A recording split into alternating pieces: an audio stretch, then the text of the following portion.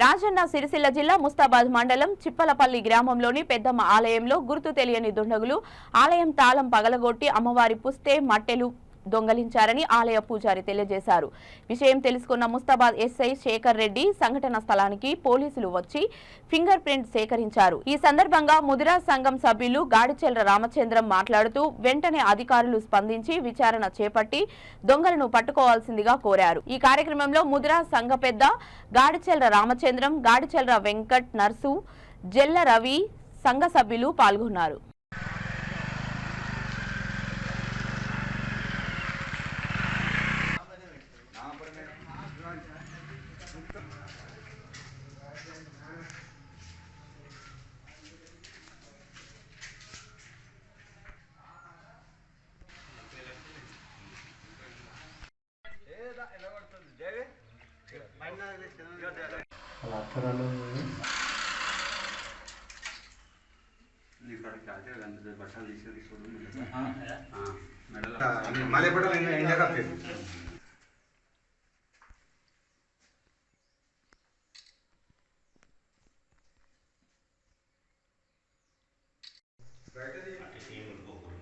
ఇక్కడ మేము 2 సార్లు ప్లాన్ చేసినాము. ఫస్ట్ 2 పుస్తకాలు, 2 మట్టలు, 2 జతలు ఉండే.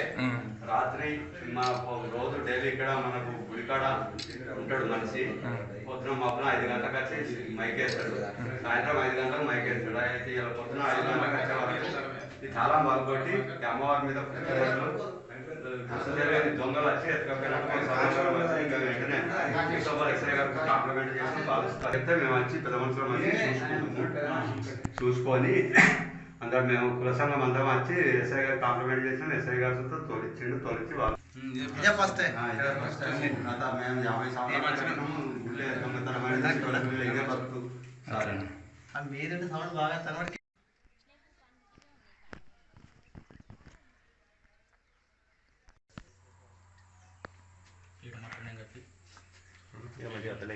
పొద్దున ఇక్కడ పొలం మాది ఇక్కడ దిక్కు ఉంటుంది. మేము పొద్దున వచ్చే వరకు గుడికాడ పూజారి ఉంటాడు. మేము నెలకు 4,000 రూపాయలు ఇస్తాం సంఘం నుంచి. రోజు పొద్దున సాయంత్రము దీపారాధన చేస్తాడు గుడికాడ. అయితే పొద్దున వచ్చేసరికి మాకు ఈ పూజారి ఏం చెప్పిండంటే, పూజారి పేరు సుధా గాడిచెల్ర బాలయ్య, సన్నపు రాజయ్య. అయితే ప్రతిరోజు ఇన్నే ఉంటాడు. పొద్దున్న నుంచి సాయంత్రం దాకా గుడికాడ ఉంటాడు. సాయంత్రం పోతాడు, మళ్ళీ మబ్బులు 5 గంటలకు వచ్చి గుడి మీద మైకేస్తాడు, ఇంత దీపం పెడతాడు, నైవేద్యం పెడతాడు. అయితే పొద్దున ఇట్లా వచ్చి చూసేవరకు ఈ గుడి తాళం బాలు కొట్టింది బిడ్డ, మరి రారు అంటే మేము నలుగురం వచ్చి చూసినాము. వచ్చి చూసేవారికి ఏమున్నది, ఆల్రెడీ తాళం బాలు కొట్టి ఉన్నది. అయితే అమ్మవారి మీద 2 పుస్తలు, 2 మట్టెలు ఉండే, అవి లేవు. ఆ చీర కొంగంచుతో తొలగించినట్టు పక్కకు ఉన్నది. మరి ఇట్లా అని మేము స్థానిక ముస్తాబాద్ ఎస్ఐ గారికి ఫోన్ చేయడం జరిగింది, కాంప్లిమెంట్ చేయడం జరిగింది. ఎస్ఐ గారు సుతా వెంటనే స్పందించి కానిస్టేబుల్ వాళ్ళను ఇక్కడికి తోలిండ్రు. వాళ్ళను తోలి వాళ్ళతో ఎంక్వైరీ చేసుకొని పోయిండ్రు. సారసుత వస్తా అని అన్నాడని తెలిసింది. సారాచి సుత ఎంక్వైరీ చేస్తాడు. కానీ మరి ఇప్పుడు ఇన్ని రోజులు